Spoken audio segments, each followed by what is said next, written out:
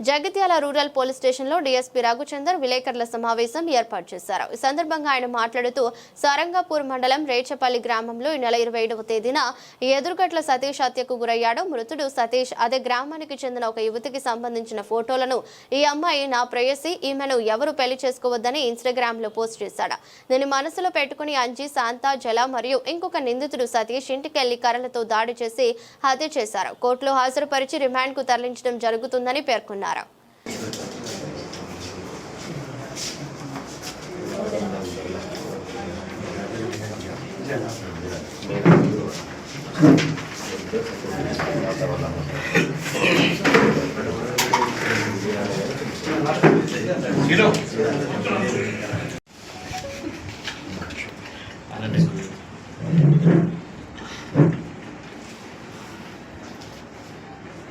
ఓకేనా?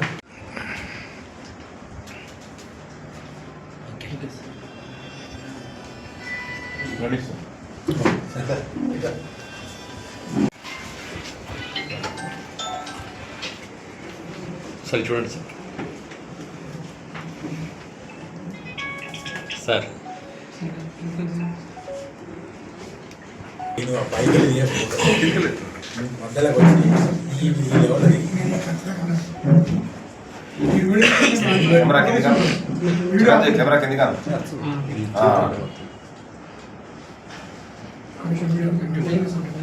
ఇలా 27వ తారీఖు సాయంత్రం 7:30కు రేచపల్లి గ్రామంలో సారంగపూర్ మండలంలో ఒక మర్డర్ జరుగుతుంది.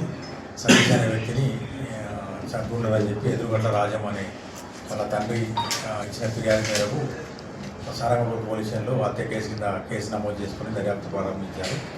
దీనిలో భాగంగా దర్యాప్తులో భాగంగా ఏంటంటే ఈ నిందితుడు మన మృతుడు ఎవరైతే ఎదురుగట్ల సతీష్ అనే వ్యక్తి ఒక అమ్మాయి, అదే ఊరికి చెందిన అమ్మాయిని ఇప్పుడు ఇందులో ఏటు యొక్క కూతురుకు సంబంధించిన ఆమెతో దిగిన ఒక ప్రైవేటు ఫోటోను ఇన్స్టాగ్రామ్లో పోస్ట్ చేసి ఈమె లవరు, ఈమెను ఎవరు పెళ్లి చేసుకోవద్దని చెప్పేసి పోస్ట్ చేసి ఆమెను పెళ్లి చేయగొట్టాలని ప్రయత్నం చేస్తారు. దాన్ని మనసులో పెట్టుకొని నలుగురు వ్యక్తులు